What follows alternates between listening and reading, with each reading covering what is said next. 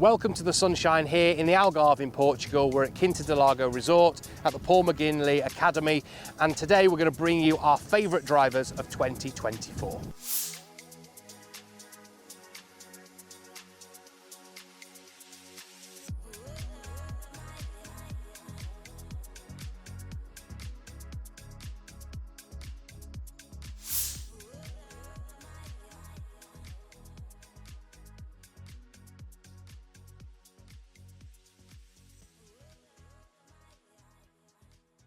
So some of the drivers in this list are new additions and some are drivers that were released last year as well, but we've run through some of our favourites when we've been testing them throughout the last 12 months. So the first we're going to start with is a new addition. So we've got the Qi10 series of drivers from TaylorMade. We were blown away with these when we tried them.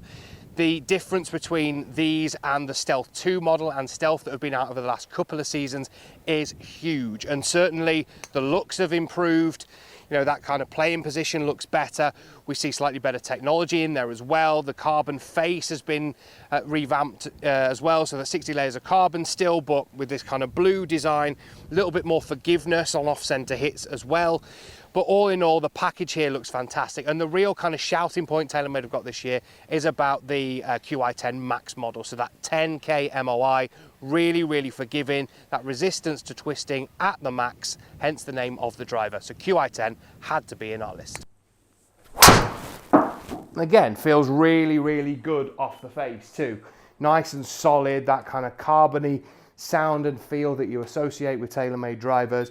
That speed pocket in there as well, providing a little bit more power back into the golf ball. And certainly, I think looks and the overall package of this is a huge improvement on Stealth 2. If we look at the distances, 280 carry versus 282 with the standard Qi10, okay? So we're averaging 304 and 305 respectively for both of them. In terms of the height, we're seeing Qi10 going the highest of the three at 102 feet on average. And actually the Max was the lowest. I think more because I kept getting the face a bit shut. I really struggled to square the face on this driver. It just seemed to want to draw all the time, which I guess is what it's designed to do, to be honest. There's so much weight in the heel of this driver. For me, I really struggled to square the face up at impact. But when we compare both of these to the LS, we can see a huge jump in performance, okay?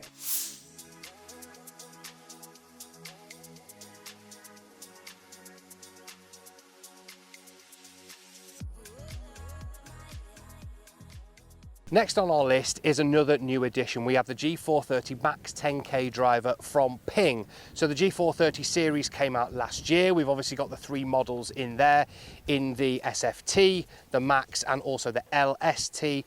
So suiting very different levels of golfer. Now, the reason that the Max 10K has caused so much uproar when it's come out and a big splash is that 10K MOI being so forgiving and offering that to all levels of player. Well, you would expect this driver to spin a lot because of that low, deep CG and that kind of forgiveness story that Ping are bringing forward with the 10K MOI, but it actually spins relatively low for a driver this size, is really forgiving, but also giving great ball speeds for those players with slightly higher clubhead speeds. So because of that, it had to be in our list. It does feel very good off the face. I mean, I don't know what I was expecting, but I didn't expect it to sound and feel quite as good as this does, if I'm honest. I can see again, we've hit one there, it's got quite low spin, it's gone pretty straight, and the ball speed's up there just short of 170 miles an hour. So again, that's pretty good. I mean, those of you that can see that, just a nice little draw, which is what I want to hit. So everything about this driver is trying to hit it straight, but it's also supposed to be quite low spin, so it should kind of suit that higher clubhead speed player. Now, what I will say, the first few shots I've hit with it, the clubhead speed is a bit down on where I would normally expect it to be. I don't know whether that's just the way I'm swinging today, or whether it's just the massive size of the head that's doing that. I wouldn't expect the spin for this to be too low, really. I mean, we can see carry 285, 309 pretty much total distance, and 104 feet on average where it's kind of peaking at its apex. We can see 113.6 miles an hour. It's a bit down. I'm normally, if I'm swinging all right, 115, 116-ish.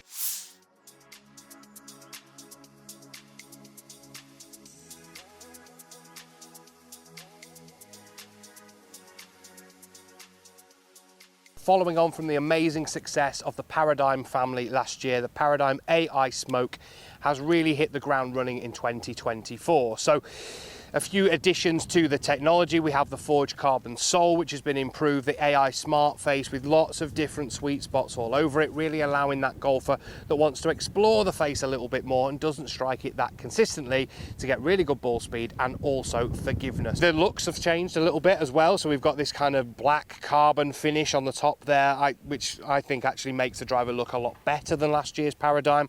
And the performance when we tested it in our videos was extremely good as well. The one that suited me was the best was this one, the triple diamond in the 9-degree set down at 8. I just found that the spin was a little bit lower with it and I got a bit better control. So because of that, Paradigm had to be in the line. There's also other models available in Max and Max D to really help you to tune it into all levels of golfer and make sure you're playing your best golf with Callaway. Feels pretty good. I mean, a little bit firmer off the face than my current driver. Just feels a little bit harder, but in terms of the sort of performance of it, it looks pretty good so far. Let's just hit another one.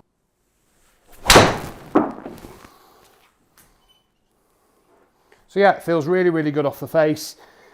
Much more solid than the driver I've been using, but we'll have a bit of a look at the numbers at the end. You can see there, triple diamond, ball speed's a little bit quicker than the other two, so we're up at 107, nearly 172 miles an hour ball speed, which is pretty good. When we look at the spin, we can see that triple diamond's also the lowest spinning, which is exactly what it's designed to do.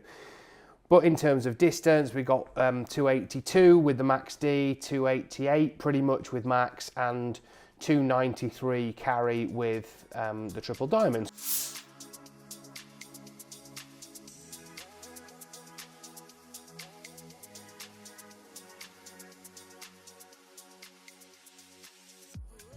So in a list of our favourite drivers for 2024, we had to include COBRA DarkSpeed.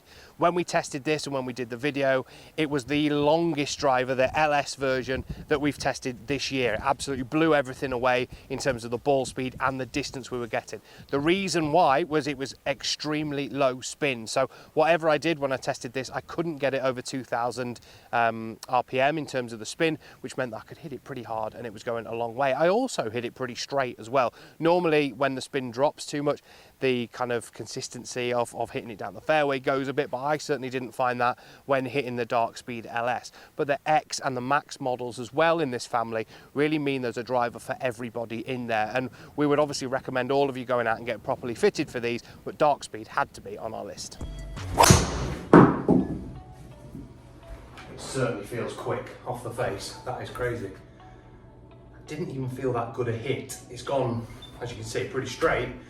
I'm just reading the numbers off the screen here. 288 carry, 322. I mean, that's the longest I've hit so far, and the ball speed is probably the quickest as well. I'm hitting this 327.5 yards average of the shots that I've just hit, okay? I've got some over 330, and that's I don't hit it that far, okay? I swing it around the 116, 17 miles an hour mark when I'm swinging it nicely, and generally get ball speeds of 170 to 172, but I don't get the spin down under 2000 RPM, and that's exactly what I'm seeing with COBRA.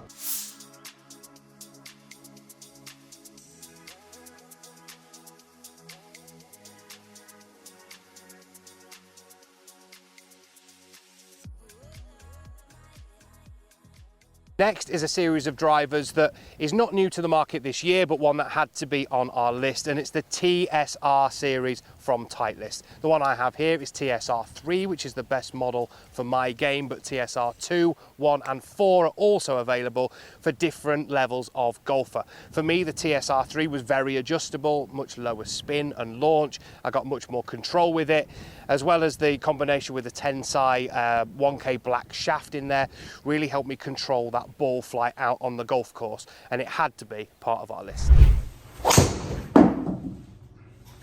Very good off the face, really nice and solid, which I quite like. Very distinctive sound when you hit a Titleist golf club, and just like when you hit a Ping golf club, it's kind of that ringing louder sound that you get.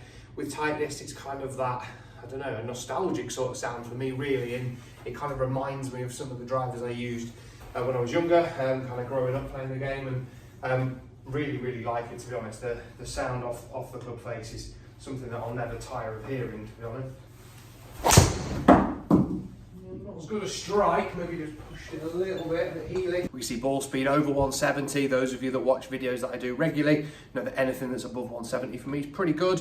And when we're looking at the spin, down at 2.7, a little higher than I would normally like to see there, but again, I think we could have some tweaks around with the driver potentially and look at that.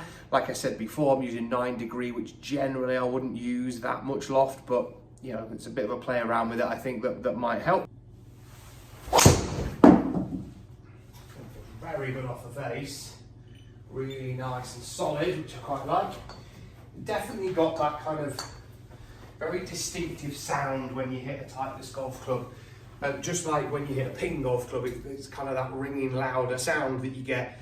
With Titleist, it's kind of that, I don't know, a nostalgic sort of sound for me, really, and it kind of reminds me of some of the drivers I used when I was younger, kind of growing up playing the game, and really like it, to be honest. The sound off the club face is something that I'll never tire of hearing. If we're looking at carry, 295, 317 total, that certainly stacks up with a lot of the drivers I've been testing. So the Qi10, I think was 318 when I tested that. The Paradigm Ai Smoke about 319-ish.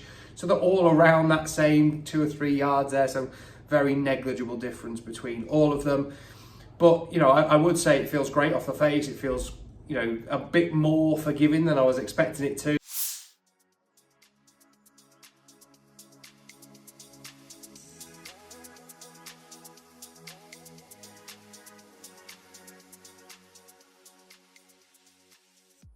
Another driver that was featured heavily last year was the Wilson DynaPower. This is the DynaPower Carbon, also available in the titanium model. The PKR2 face, which Wilson have improved, really means that we get ball speed from all over the face of this driver. The Carbon model is slightly lower spinning and launching, whilst the titanium model gives that player who struggles to launch the ball a little bit more help. There's also lots of different shafts available in there at no upcharge, and Wilson have really produced a driver now that looks fantastic, performs fantastic, and also at a slightly better price point than many out there on the market. Definitely feels like it has that bit of carbon in there, and you'll know if you've hit one before that's a fairly carbon heavy head, if you like. It does sound a little bit different. It sounds a little bit dull. 2.5, just over 2,500 RPM. In terms of the ball speed we're getting, it's pretty good, and it kind of compares quite nicely to the Carbon model as well. So 169 miles an hour, 284 carry, pretty much 306 total distance, and you know, performance wise, very good.